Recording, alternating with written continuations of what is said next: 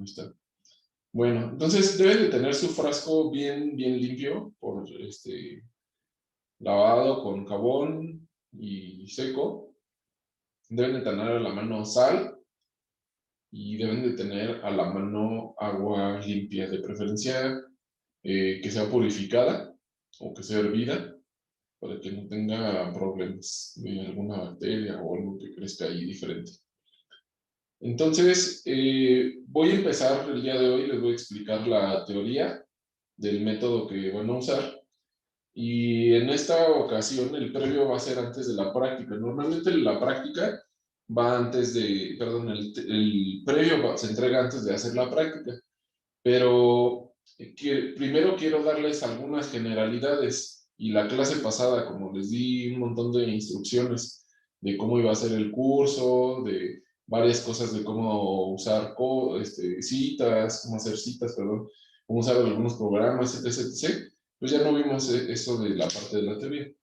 Entonces, basándose en estas cosas de teoría, pueden buscar más información. De hecho, yo aquí puse muchas citas y pueden buscar esos libros o esas revistas y de ahí pueden hacer las preguntas del previo. No sé si entraron a ver las preguntas del previo.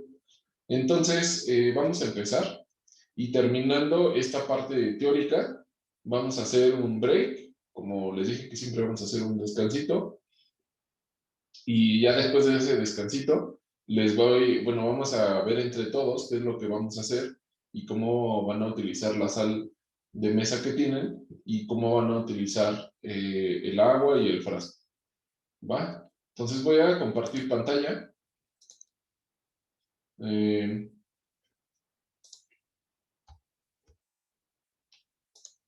pero ahora, ¿qué no me deja?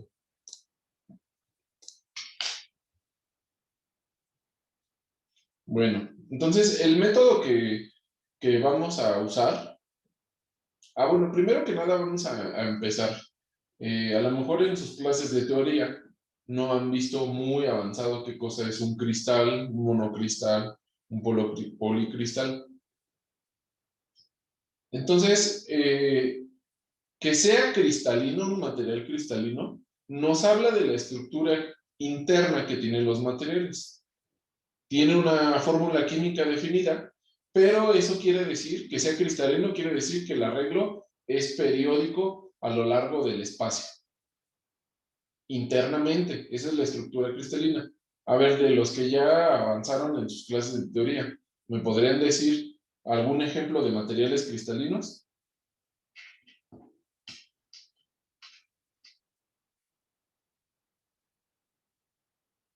¿Nadie?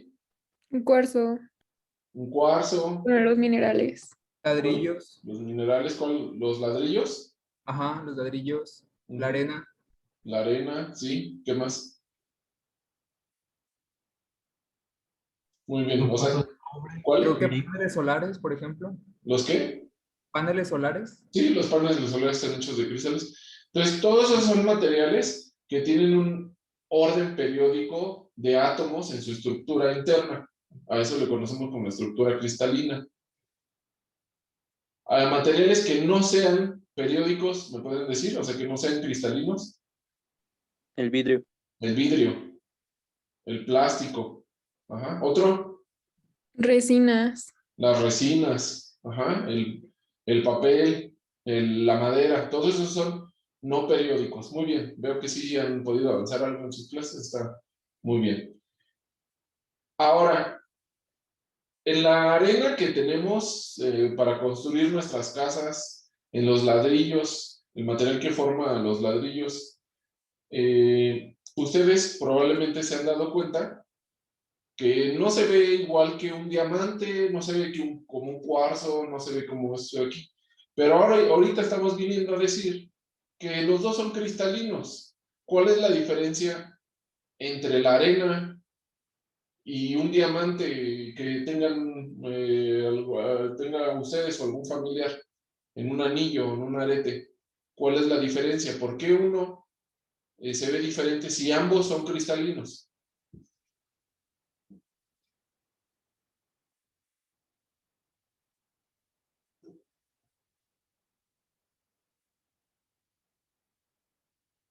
por la composición o el arreglo?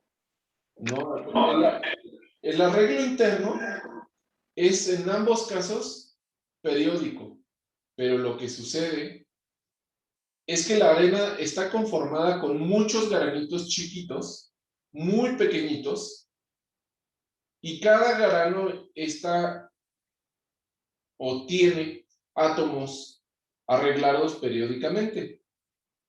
Por otro lado, un arete, por ejemplo, trae un material que es un solo bloque, que es algo grande, y ese bloque grande tiene todo ordenado internamente también, pero es un bloque más grande. Cuando es un bloque grande, cuando el material se conforma para estar acomodado en forma grande, a eso se le conoce como monocristal. En inglés, single crystal. No dicen monocristal, o monocristal. Dicen single crystal. Ajá. O monocristal. Entonces la arena, si ustedes le toman rayos X o hacen un experimento de difracción, notarán que es cristalina, pero no lo notan porque los granos son muy pequeñitos. Vamos a hacer algo. Les voy a dejar, no sé, me acuerdo si eso lo dejé o no lo dejé. No es así como alguna tarea que yo pudiera revisar si le hicieron o no, pero estoy en el entendido que les va a causar satisfacción realmente descubrirlo.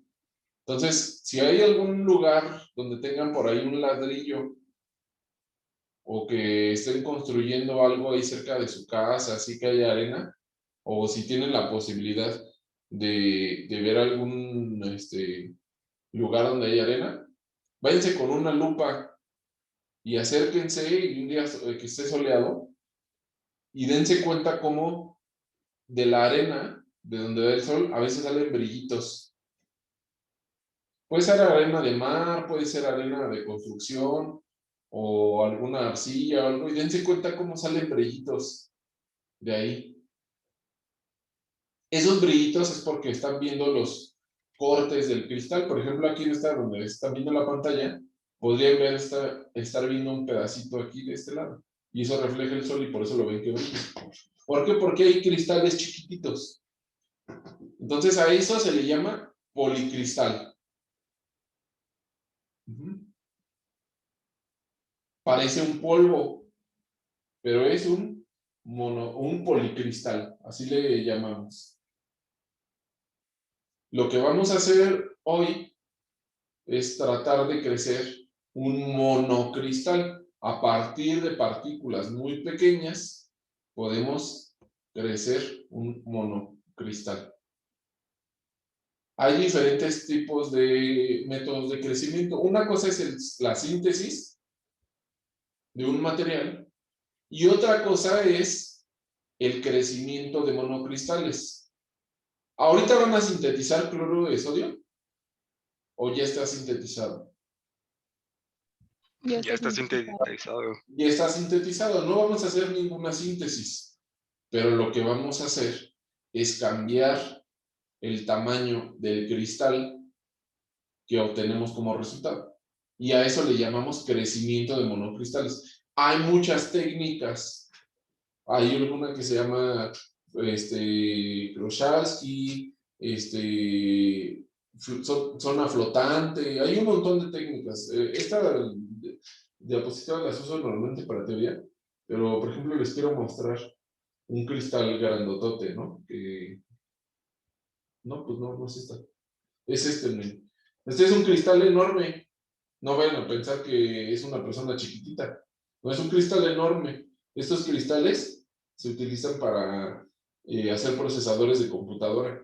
O sea, este es de silicio y entonces lo cuelgan aquí y luego lo cortan las obleas de silicio y de aquí hacen los chips. Luego le hacen unos cortes y todo, etc., que no viene el caso del área del curso, pero pueden separar esto y con eso hacer muchos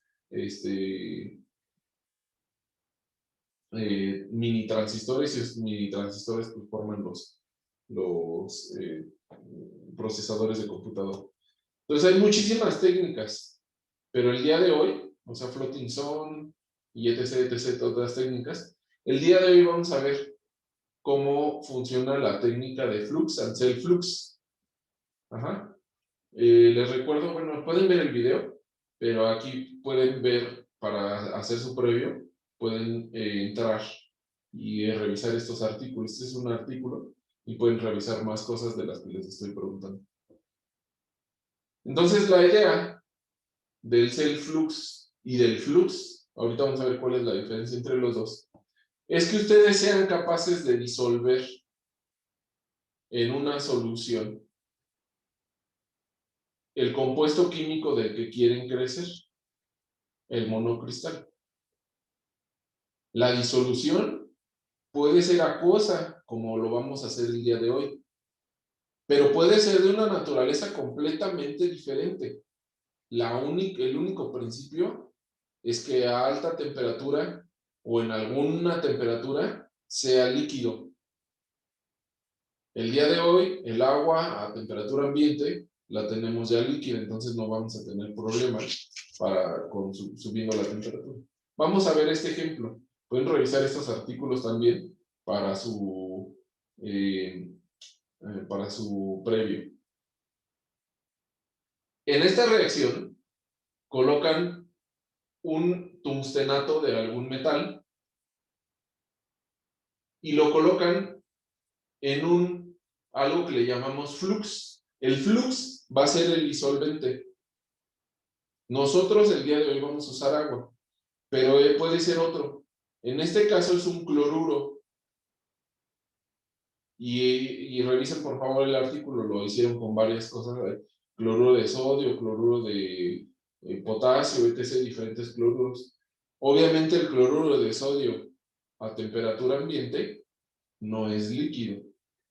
¿Qué es lo que necesitamos para que el cloruro, no es de sodio, porque el de cloruro de sodio tiene una temperatura de fusión alta, el cloruro sea líquido? Pues le subimos la temperatura. Entonces, esta gráfica que está aquí indica el tiempo contra la temperatura. A tiempo cero, la temperatura está en ambiente. Conforme va avanzando el tiempo, vamos subiendo la temperatura y la temperatura va a subir hasta 900 grados. Esta es una rampa de calentamiento, se le conoce así. Entonces, vamos a subir a cierta temperatura, sí, correcto, en cierto tiempo. Ajá, o sea, 150 grados por hora. Para 900 más o menos son 600, son 6 horas, ¿no? Necesitas 6 horas para subir aquí. Entonces, a esta temperatura ya está líquido el cloruro y el cloruro empieza a disolver las partículas del tungstenato, que no dice aquí cuál es, porque lo hacen con varios, y este es un ejemplo. Entonces, esa A significa algún metal o algún otro compuesto. Las empieza a disolver. Ahora sí que ya está soluble. Lo que debemos de hacer es se mantiene un rato en esa temperatura para que todo se disuelva. Y ahora empiezas a bajar la temperatura lentamente. ¿Por qué? Porque lo que vas a hacer es que empiece a precipitar este compuesto de tungsteno. Empiece a precipitar lentamente. Y al ir precipitando va a formar los cristales. Al precipitar lentamente. Entonces llegamos aquí, empezamos a bajar la temperatura y empiezan a precipitar las partículas del tungstenato, pero ahora con una fórmula cristalina definida, que son estas de aquí arriba y estas de acá. Puede ocurrir que haya dos fases con diferente estructura cristalina, que es lo que está ocurriendo en este ejemplo. Estos tienen una estructura cristalina y estos tienen otra estructura cristalina. Empieza a bajar la temperatura. Y en cierto momento, el flux, que ya no le llamamos disolvente, sino flux, pues deja de ser líquido y vuelve a ser sólido. Una vez que llega a ser sólido, pues va a quedar el cristal sólido de lo que queremos, el tungsteno, atrapado en un sólido del flux.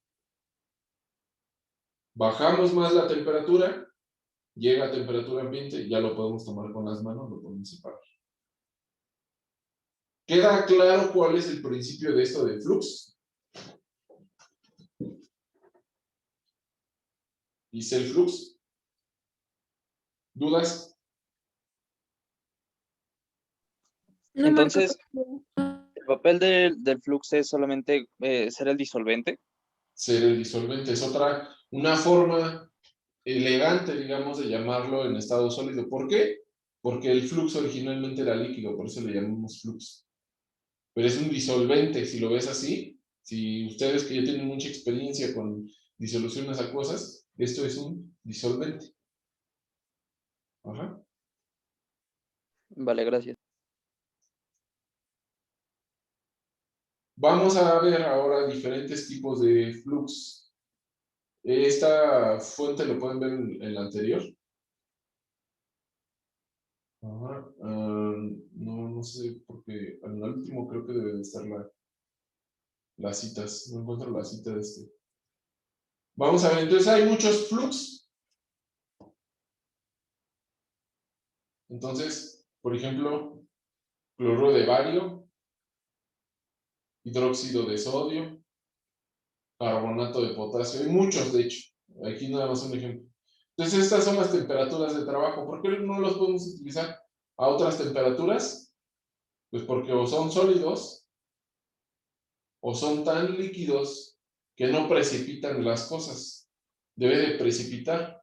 Acuérdense ustedes que, por ejemplo, en agua, si nosotros subimos la temperatura del agua, pues la sal es más soluble y todo lo que hay ahí es más soluble al subir la temperatura.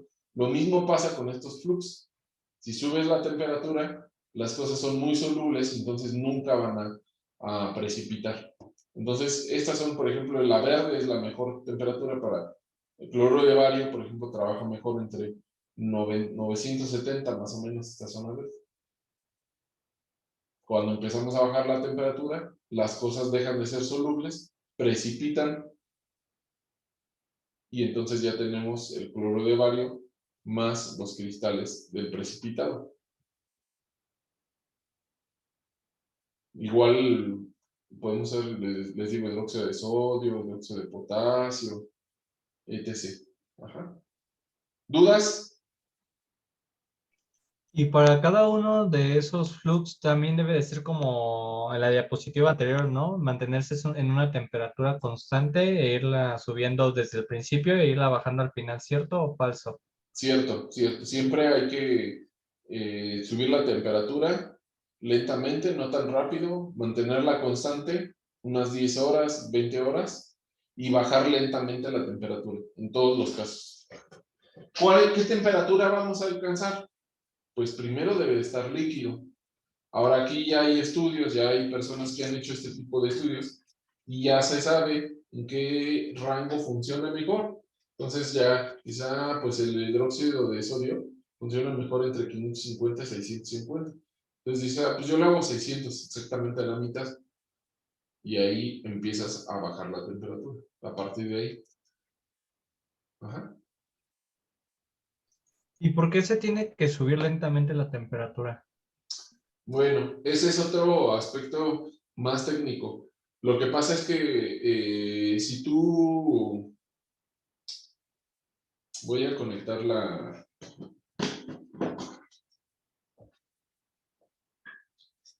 voy a conectar este aparato para escribir. Voy a salirme de aquí.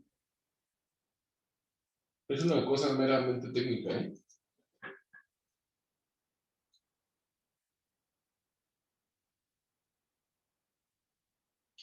El aparato con el que calientas tiene un termocontrolador.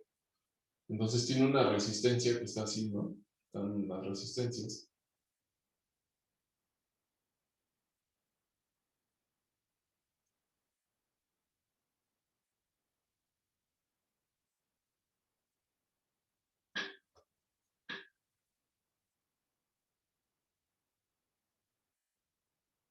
Es una mufla que después verán. Y tiene las resistencias aquí en la pared, ¿no? Y luego aquí en medio entra algo que se llama un termopar. El termopar hace una corriente eléctrica a partir de esto, que después luego podemos ver ese fenómeno, cómo ocurre a través del calor. Y entonces grafica, lo manda a un sensor, a un chip, y el chip recibe la información de cuánta corriente necesita para llegar a esta temperatura, y esta más bien la manda, cuánta corriente, y recibe. Ese es un chip que se llama PCI, un tipo de chip. Y este es el voltaje que recibe. Entonces detecta la temperatura y la corriente que necesita enviar. Entonces hay un tipo de desfase. Si te das cuenta, en lo que este se calienta, pues pasan a lo mejor un minuto. Entonces, suponte que este es el tiempo y esta es la temperatura. Entonces, si tú quieres llegar a este punto donde son 900 Celsius, lo que va a pasar es que va a empezar a mandar corriente para subir aquí así, ¿no? Pero va a llegar un momento en el que tarda un minuto y aquí este sensor está diciendo estamos a 850 grados y dice, entonces hay que seguirle mandando corriente. Le manda corriente y entonces se va a pasar la temperatura así. Y entonces después dice, ya nos pasamos. Ya está muy caliente, dice el sensor, este que es el termopar. Ya nos pasamos y entonces ahora hay que bajar. Y entonces empieza a oscilar la temperatura y tarda mucho en alcanzar la temperatura adecuada. Ese es en el mejor de los casos. En el peor de los casos se quema. Porque dice, estoy mande y mande corriente y no calienta. Pero lo que pasa es que es demasiado lenta el tiempo de reacción. Si tú lo quieres subir esos 900 grados en 5 minutos, probablemente mande tanta corriente a la resistencia que va a quemar la resistencia. Entonces es un aspecto técnico por el equipo. No puede subir la temperatura tan rápido con precisión. ¿Sí? Sí, gracias. No tiene que ver con la parte, digamos, científica.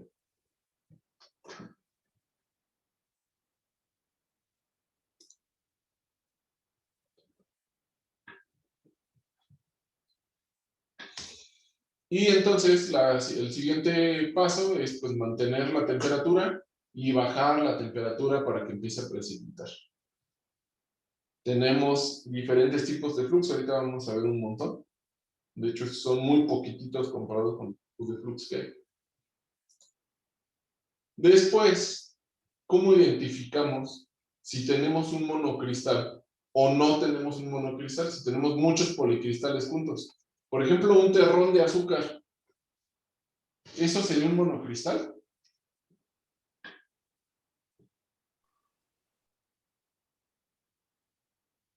No, son muchos policristales.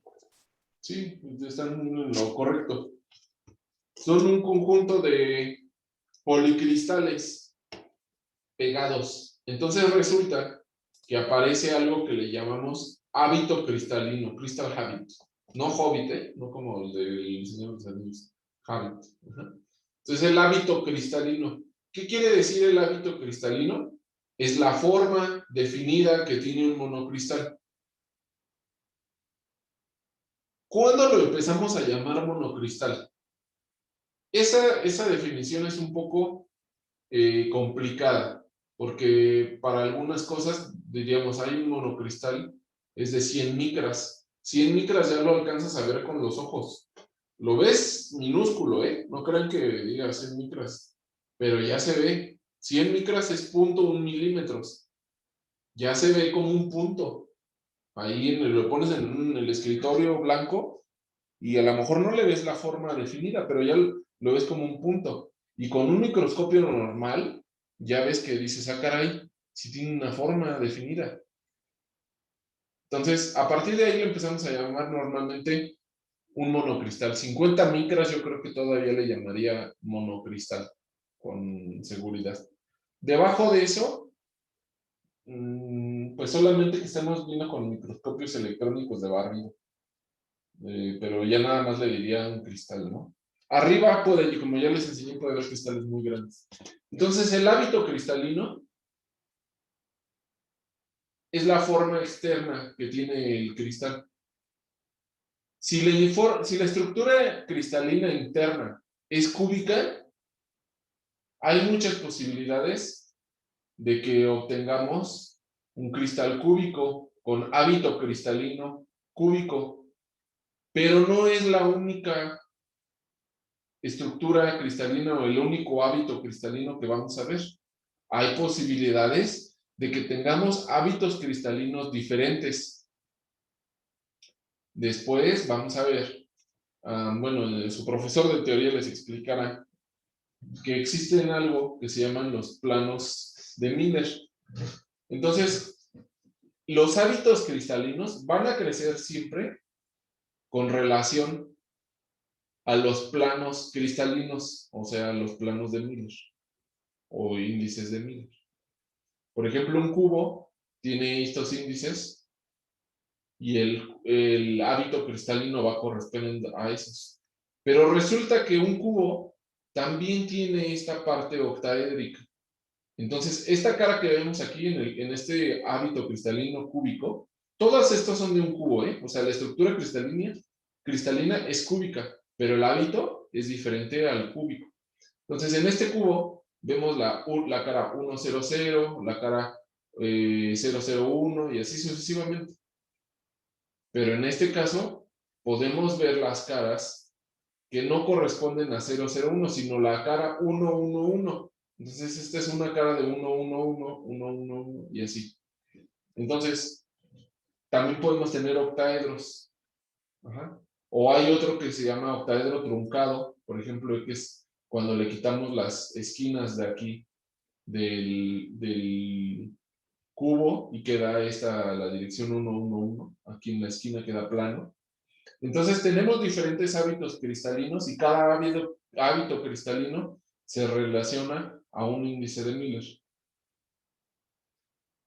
Estos hábitos cristalinos se pueden controlar con la temperatura, con la concentración del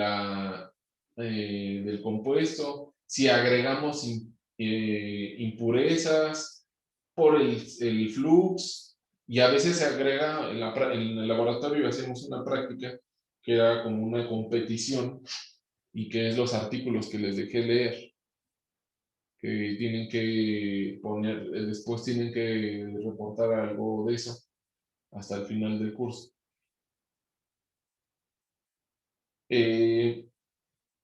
Esa forma cristalina pues depende de todos estos factores. Esa forma que le llamamos hábito. ¿Tienen alguna duda hasta aquí?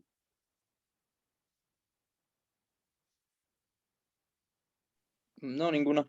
¿No? Bueno, Yo tengo una duda. sí, dime. ¿Puede ser que haya una parte del cristal que sí empiece a seguir esa forma, pero después ya sea irregular? Sí, pasa. Pero es al revés.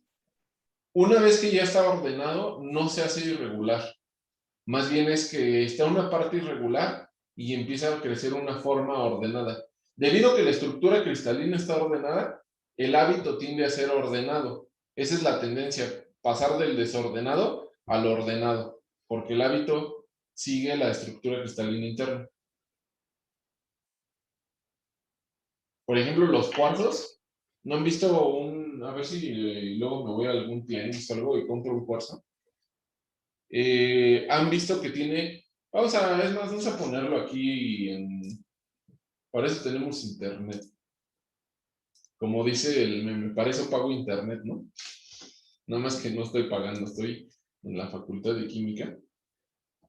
Si tienen algún problema para escucharme o que de repente se trabe, me avisan porque aquí hay como problemas, como que de repente se traba el internet. No sé por qué sea eso. Vamos a buscar un cuarzo y, por ejemplo, aquí, ¿no? Esta es una geodita. Ahí está mejor, se ve muy bien.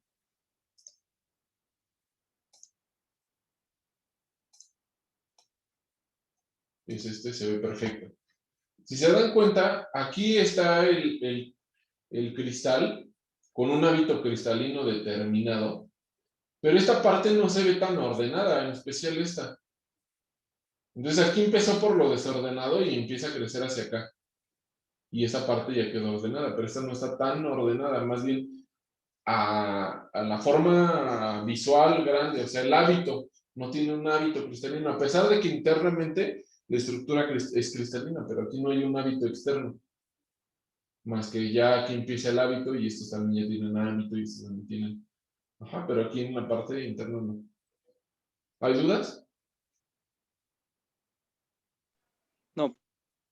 Bueno, ¿se han dado cuenta o ustedes de la parte cultural han visto que los anillos de diamante, los de zafiro, de rubí, todos esos tienen formas específicas, ¿no? Dicen, un diamante. Y ustedes ya les viene a la mente exactamente cómo está cortado un diamante.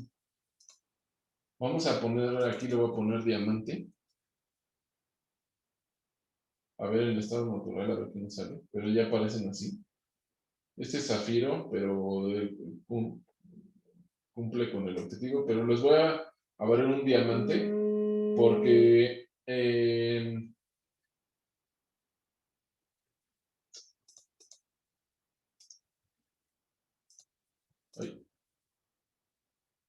porque es como la imagen clásica que ya tenemos, ¿no?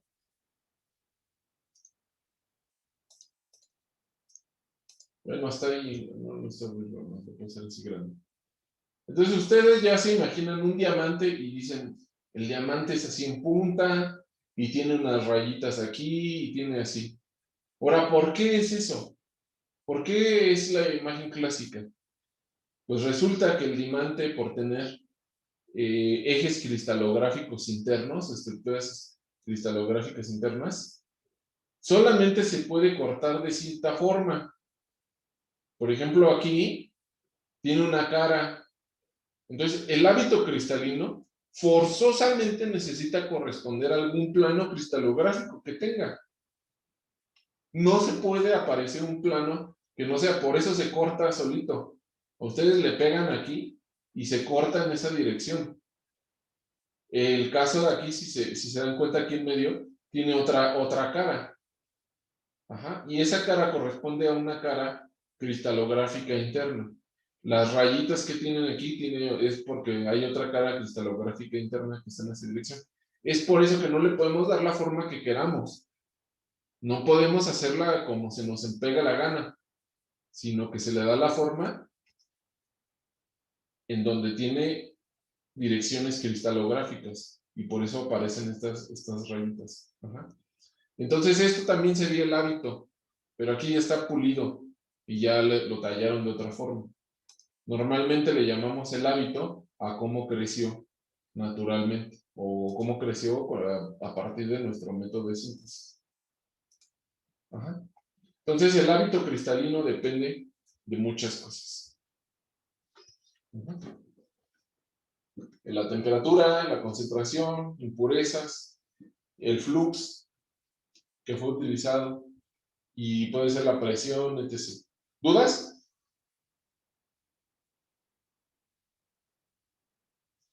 No. Vientos. Vamos a ver, entonces, de hecho hay muchísimos tipos de flux. Si se fijan, aquí en este libro, o no me acuerdo si es un libro o una revista, la cita después, va desde la A a la C apenas. A, B y C. Y así tiene varias páginas de compuestos. Entonces, no es cierto, apenas va de la... bueno, es para crecer compuestos, está ordenado por compuestos. Dice, por ejemplo, este tipo de compuesto, aluminio 2, bario, manganeso 6, plomo 1.5, oxígeno 16, se creció con flux, se reportó que se ha crecido con flux de óxido de plomo. Todos estos son óxidos de plomo. Ajá.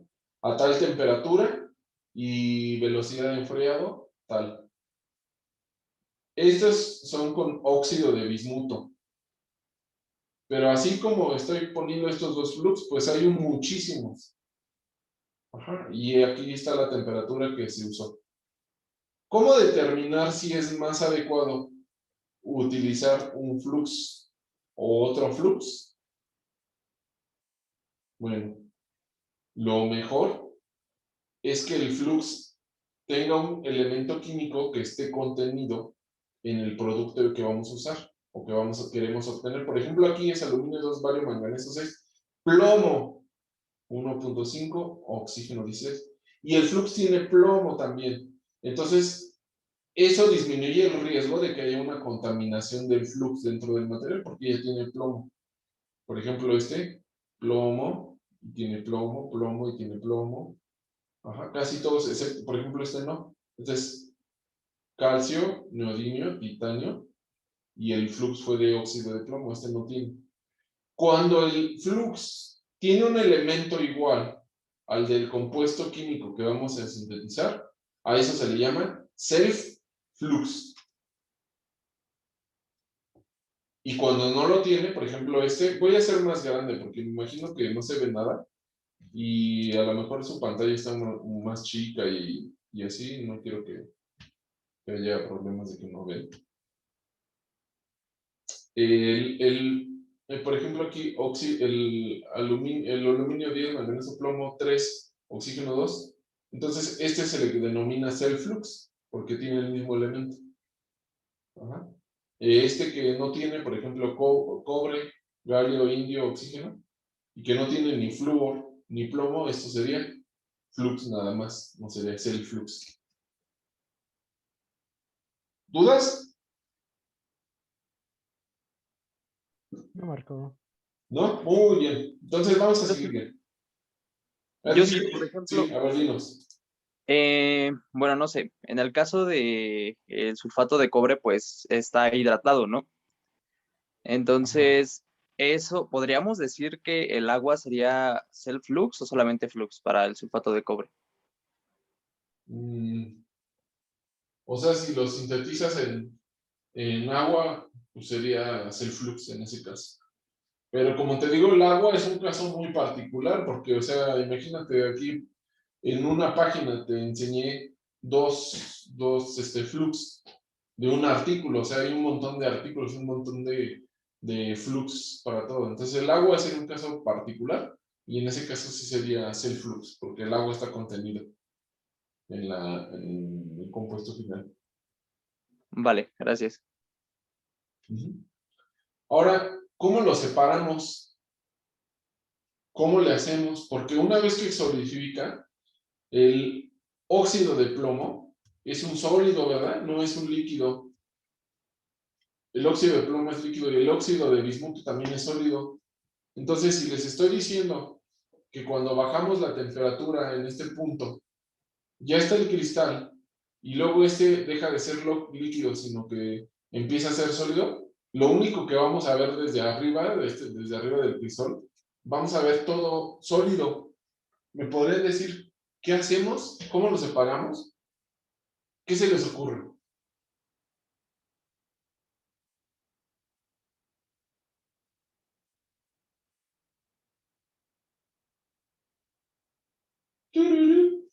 ¿No? Podría ser como de manera mecánica, nada más que, o sea, no sé cómo saber dónde pegarle para que sí, o sea, digamos, los planos se puedan separar.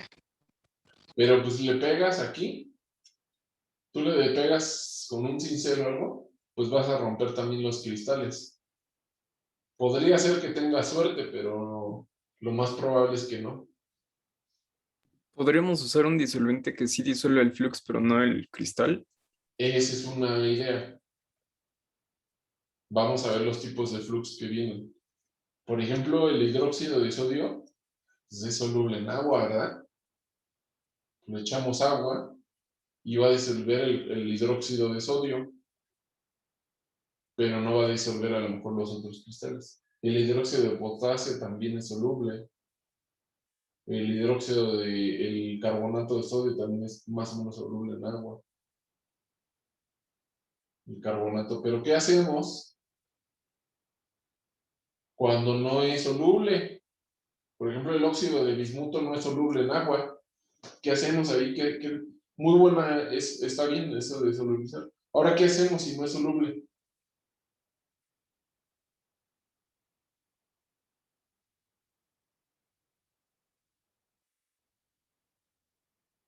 Ver si hay diferencias en sus puntos de fusión del flux y de los cristales que sintetizamos. Muy bien, y luego, Subirle la temperatura para que uno se disuelva. Bueno, de preferencia el flux. ajá, le subes la temperatura, pero a ver, ya lo tenemos aquí, le subes la temperatura y ¿qué haces? Cuando se vuelve a enfriar, vuelve a ser el sólido y se queda ahí atrapado. ¿Qué hacemos? Le subes la temperatura y luego, Retiramos el flux. Bueno, lo decantamos o no sé. sí, oye, esa es la idea. Hay que separarlo mecánicamente cuando está líquido. Bueno, toma en cuenta que está a 1000 grados, ¿eh? No es de que lo decante tan fácil. Está a 900, está a 800, están a 1000. Vamos a ver estas de acá. Mira, por ejemplo, aquí el óxido de bismuto está entre 1050 y 1200 o 1300 grados Celsius. No está que lo agarres con la mano y lo decantes, pero hay que buscar entonces cómo hacerle. Bueno, entonces lo que puedes hacer es que lo metes a una centrifugadora cuando esté caliente. Lo sacas caliente, lo metes a la centrifugadora mientras esté líquido, se lo tienes que hacer muy rápido, tenerlo todo pesado para que para que te dé tiempo, lo metes y entonces se va a separar la parte líquida de la parte sólida y ya una vez que se enfríe, pues obviamente todo va a ser sólido. Ajá, esa es una de las técnicas. Aquí pueden ver en este artículo, revisar cómo le hicieron. Que hicieron compuesto de tántalo de plomo y el flux será cloruro de plomo. Y en este cloruro de rubidio. Ajá, y entonces así lo separas. Lo metes. Ah, no, este es con un solvente, perdón. Este método es utilizando un solvente, que es lo que habían sugerido. Este es con agua, mira. Eso lo hicieron con agua. Pero el método 2 es que lo hagas con una separación mecánica. Ahora igual le pueden hacer como yo. Yo no tenía la centrífuga y en el lugar donde estaba trabajando antes, me ponía un traje casi como de vulcanólogo, así como que me iba a acercar al cráter. Me tapaba todo, lo agarraba con unos guantes para material caliente, se podía agarrarlo aunque estuviera a 1000 grados, con unos guantes especiales, y pues lo sacudía así con la mano. Y luego también pensé, pues lo amarro en algo y le doy vueltas, o sea, con la mano, como si fuera un lazo para atrapar animales. El problema es de que el lazo no iba a aguantar algo que estaba en 1000. Entonces, prácticamente nada más el guante especial resistía a lo de 1000 y lo sacudía. Entonces, eso también pueden hacer, ¿no? Pero si tienen la centrífuga, pues lo hacen con la centrífuga, es mucho más. Además, eso que les digo es muy peligroso. De hecho, tenía que evacuar a todos del laboratorio antes de hacer y estar seguro que no hubiera frascos con acetona, algo, y me tenía que súper proteger. O sea, no nada más en una bata así, porque imagínense que se rompe el tubo y sale material líquido volando a 1000 Celsius, pues no, tenía que traer como una careta, un casco, una bata especial, guantes muy gruesos, o sea, todo, prácticamente como si me fuera a meter a un volcán. Y el lugar estaba vacío, no había equipo que se fuera a incendiar, así. Entonces eso, digamos, porque tenía ese cuarto ahí, pero a lo mejor lo más viable es utilizar, ay Dios, utilizar una centrífuga. Ahora, otra técnica que a lo mejor más tranquila, es de que cuando estés aquí, bueno, ya lo sacas y aquí abajo le puedes poner un filtro cerámico. O sea, Hay algo que se llama lana cerámica, que es como una algodón hecho de cerámico y se aguanta temperaturas muy altas. Cuando lo empiezas a calentar, se va a empezar a filtrar, el líquido se va a empezar a ir hacia abajo y va a pasar a través. Déjenme ver si tengo una foto, eso también lo he hecho. O sea, pones aquí abajo la cerámica, se llama lana cerámica o ceramic wool, de lana de el borrego, como la del borrego, pues se llama ceramic wool porque parece eso. Y entonces el líquido se empieza a filtrar y los cristales se quedan atorados en las fibras de la cerámica y el líquido se va hacia abajo. Los cristales normalmente ya se ven así. Estos son de más de 100 micras, son 200. Estos son como 100 micras, son diferentes materiales. Este es de calcio 3, cobre, rodio, oxígeno 6, crecido en carbonato de potasio, permanganato de potasio, permanganato, indio, y el compuesto es indio, galio, oxígeno 3, zinc, oxígeno 2. Y estos son cristales ya más grandes. Este dice que son 50 micras, son 200 micras en total, 0.2 micras, digo 0.2 milímetros, ya es bastante grande. Y estos ya son mucho más grandes, ¿no?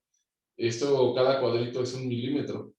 Entonces, por ejemplo, de aquí a acá casi mide 1 centímetro, está enorme.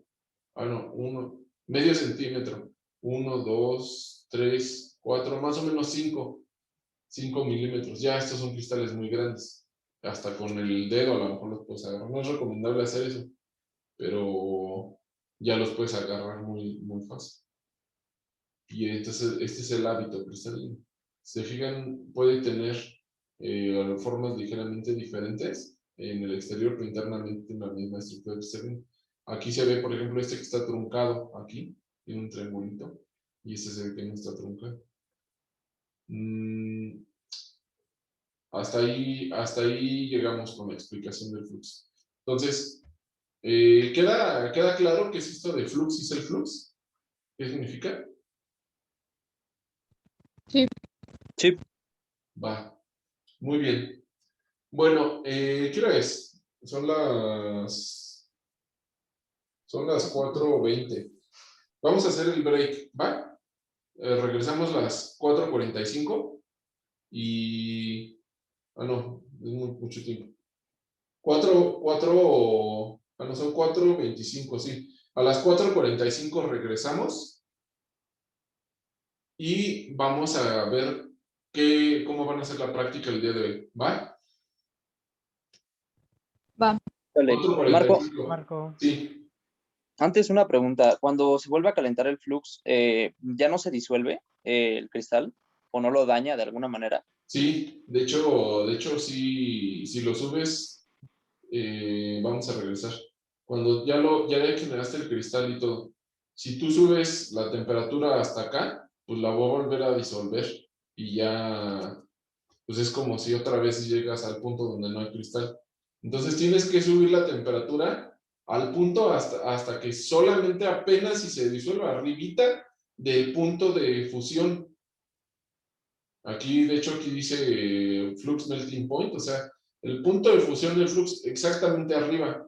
¿Por qué ahí? Porque ahí vas a saber que el compuesto que tú tienes es ligeramente soluble. Ahí no es tan soluble como a alta temperatura. Entonces lo subes y lo dejas aquí justo arribita del punto de fusión y ya entonces ahí lo pones mecánicamente, lo haces haces la separación. Como les digo, con una red cerámica, con una centrífuga, con un método de ese estilo. Ok, vale, gracias. De nada. Entonces, si no hay más dudas, vamos a hacer la pausa. Nos vamos con nuestros anuncios de nuestros patrocinadores y regresamos después de los comerciales. El recipiente de vidrio, preferentemente con agua destilada. Ok, pero sé que no está fácil conseguir agua destilada. Lo pueden conseguir, es una agua para planchar, o agua que se está usando para los tanques de oxígeno tienen que pasar por agua, pero yo me gustaría que no usaran esa agua, porque a lo mejor hay gente que la necesita más que nosotros, se la ponen al tanque de oxígeno. Entonces, usen agua, si tienen agua para planchar, usen esa agua. Si no, nada más utilicen agua de garrafón o aunque sea hervida para que no traiga bacterias, pero sí, lo mejor es que sea fuera destilada, pero sé que no la van a obtener fácilmente. Ok, pero consiguieron los materiales. Fue el vaso o frasco, el papel que siempre se me olvida, que es un plástico, que no es celofán. Playo. Playo. O hacen agujero en la tapa, pero eso es luego más complicado porque no saben cuántos agujeros le van a hacer y en el playo no es fácil hacer los agujeros. ¿Ya consiguieron todo? Yo Sí. le había hecho agujeros a la tapa. Bueno, el día de hoy, lo que queda de la práctica, el tiempo, lo que van a hacer es disolver en agua, van a empezar a disolver la sal hasta que se sature. ¿Cómo van a saber cuando ya se saturó? Cuando ya no disuelve más. Le van a mover más o menos 40 minutos al agua y le van a ir agregando sal y sal y sal. Cuando ya no se disuelve, lo que tienen que hacer es decantarlo y se van a quedar únicamente con la parte líquida, no se van a quedar con la parte sólida. Lo decantan. Ajá. Y esa parte decantada ya se va a quedar en el vaso donde lo van a poner, lo van a tapar y le van a hacer unos 5 agujeritos chiquitos al playón con la punta de un lápiz, con algo puntiagudo, una aguja o algo pero que con una aguja luego es muy chico, no alcanza a evaporar. Lo que vamos a hacer es similar al proceso de flux. Voy a compartir ahora pantalla. Y ustedes van a agregar agua y sal. Ajá. Al momento de que está la sal totalmente disuelta, pues aquí queda. Pero cuando el agua se empieza a evaporar, va a aumentar la concentración del flux. Ese, de hecho, es otra técnica que no viene aquí. Puede subir más la temperatura para que se empiece a evaporar el flux. Pero eso cuando se puede, ¿no? Porque no siempre puedes evaporar el flux. A veces el flux tiene un punto de ebullición muy alto o una presión de vapor muy baja. Entonces, lo que van a hacer en esta técnica es que van a evaporar el flux lentamente, o sea, van a evaporar el agua y entonces va a aumentar la concentración y va a empezar a precipitar los cristales y pues empieza a cristalizar y ocurre la nucleación. ¿Qué pasa si lo dejan destapado? El agua se va a evaporar demasiado rápido, entonces no se van a formar cristales porque no está precipitando lentamente. Es por eso que necesitamos evaporar el agua lentamente. En vez de enfriar lentamente aquí, vamos a evaporar el agua muy lentamente. El día de hoy a veces me preguntan, oiga, ¿ya la quito del fuego o qué onda? No hay que calentar nada. Todo lo vamos a hacer a temperatura ambiente. Es una solución saturada de sal, no sobresaturada. Entonces no hay que calentar nada. Los que ya estaban ahorita en la estufa y le dijeron a su mamá que les apartara la estufa, hoy no vamos a calentar nada. Todo lo vamos a hacer así en frío. Y recuerden que el agitador también debe estar limpio. Lo que vayan a usar como agitador, ya sea una cuchara o etc. Cuenten, en su bitácora debe decir cuántas cucharadas de sal ya le echaron y pueden buscar cuánto pesa una cucharada de sal. Si no, yo les digo, yo aquí estoy ahorita en el laboratorio, puedo pesar y en mi casa también tengo balanza. Tengo un tic de pesar todo. A ver, no es cierto. Pero ahí tengo una balanza por si las dudas. ¿Hay dudas de cómo le van a hacer y qué es lo que van a hacer hoy? Yo, bueno, por mi curso de analítica del anterior Sí, semestre, sí. tuve que comprar una balanza chiquita. ¿La puedo ocupar? Sí, úsala y le mides cuánto le estás echando. Va. Sí, úsala. No les pedí, no son caras, hay unas como de 150 pesos. Yo compré una así, pero no quería pedirles a todos balanzas porque van a gastar y a gastar y a gastar y no es el único laboratorio. Imagínense gastadero cada semana, pues como que no. Pero sí la puedes usar. ¿Alguien más dudas? Bueno, el martes habías comentado que el frasco debía de ser como de 100 mililitros, pero una vez Sí. viendo el video lo vi demasiado tarde y decía de 250 mililitros. Entonces sí Entre, sirve el de 100 sí sirve. Lo que pasa es que en 200 tienes más espacio libre. 200 es como una taza. 250 mililitros tienes una taza y la solución nada más está abajo. La única diferencia es que en el de 100 mililitros la solución te va a quedar hasta arriba. Pero no pasa nada. Entonces, ¿qué recomiendas? Aquí tengo de disposición el del Gerber chiquito y una taza de las que se hacen para la cocina. ¿Cuál me recomiendas? La que sea transparente para que veas. Y que los dos son transparentes. Los dos son transparentes. Puedes agarrar el de 250. Te sobra espacio para que le Ok, muevas con más fuerza. Pero no pasa, el de 100 también está bien. ok, gracias. De nada.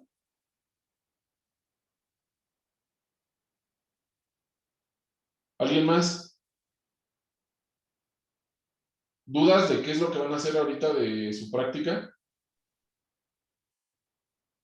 ¿No? El reporte debe de llevar. El reporte lo vamos a entregar hasta el final del semestre porque esta parte no tarda una semana. Los que ya lo hicieron, porque estaban conmigo el semestre pasado, pues nada más deben de tomar fotos y todo. Ya sé, tampoco vamos a estar haciendo lo mismo y una y otra vez. Bueno, si quieren hacerlo, sí. Entonces le toman fotos, hacen cuántas cucharadas, qué sal le echaron, la marca de la sal, atrás dice si tiene fluoruros, si tiene otra cosa aparte de cloruro de sodio, hay que apuntar de cuánto es el frasco, cuántos mililitros le echaron. ¿Cómo van a saber los mililitros? Pues tomen algo que sea estándar, o el frasco, o otro frasco que sea estándar, que de ahí en el frasco luego dice 100 mililitros, 50 mililitros, etc. ¿Cuánto tiempo tardaron en disolver? Que si decantaron o no decantaron, cuántas veces decantaron, que si filtraron. Ahorita no va a haber de filtro porque no creo que, bueno, lo pueden filtrar con un filtro de cafetera también. Si tienen cafetera y filtros en casa, pues lo pueden hacer. Entonces, todo eso debe estar apuntado, la fecha, ¿qué más? ¿Qué más necesitan apuntar? Díganme, ¿qué más necesitarían?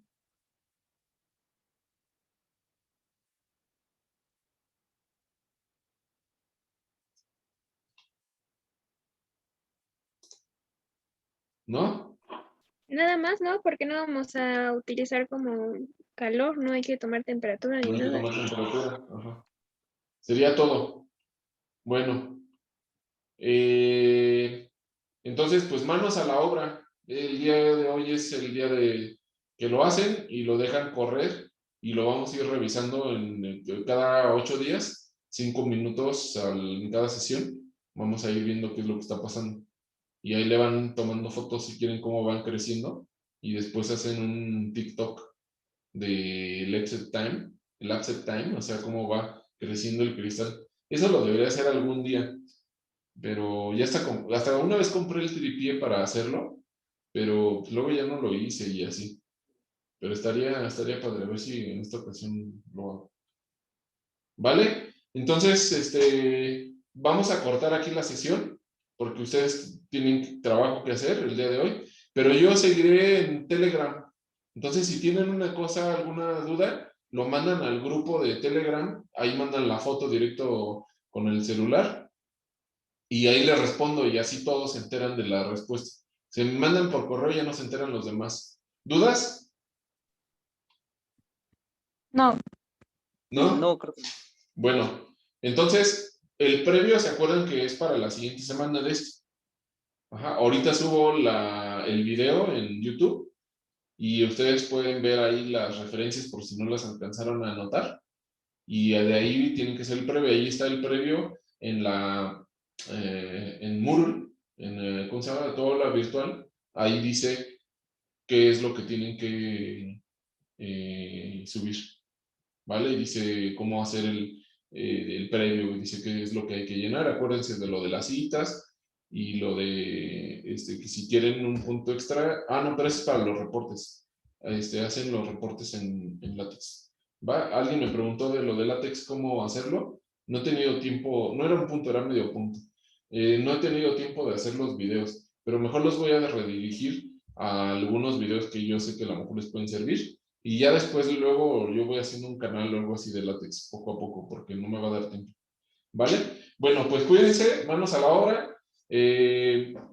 Estaremos aquí por Telegram. Sal de grano, les dije que sí lo pueden usar, pero se van a tardar un poco más en disolverlo porque la superficie de contacto es menor. Dime, Carlos. A manera de práctica, aún así podemos hacer el previo en látex, o no, ese aún así no afecta No, si quieres pues hazlo nada en al punto látex y de una mejor vez. sí. Hazlo en látex de una vez. Va. Si ya lo Va. entendiste, hazlo en látex de una vez. Sale. Gracias. Los equipos. ¿Ya los hicieron? Ya. Va. Mándenmelos por Telegram. Sí, mándenmelos por Telegram. Los equipos y ya hay una forma que puedo organizarlos por equipos en el aula virtual y ya no tienen que subir todos el reporte. Ya cuando califico uno les aparece la calificación a todos. Mándenme los equipos. Mejor háganlo por correo, porque ahí voy a estar copia y pegue. Y luego en la conversación se va a quedar atrás. Mándenmelo por correo, ¿vale? Órale, pues cuídense, manos a la obra. Cuídate, Marco.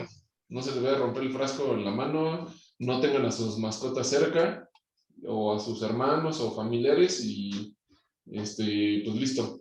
Nos vemos el día dentro de 8 días, y dentro de 8 días hay examen de lo de Selflux. Hay preguntas acerca de esto de lo de Selflux. ¿Va? Órale, pues. Vale, gracias. Ay, cuídense. Gracias. Chao. Marco, rápido. ¿De cuánto eran los equipos? Gracias, Perdón. Marco. ¿De cuánto era? De 3 personas. Ok, vale. 3 personas. Órale, pues. Chao. Bye. Bye. Vale, Marco. Gracias, adiós. Bye. Que les vea bien.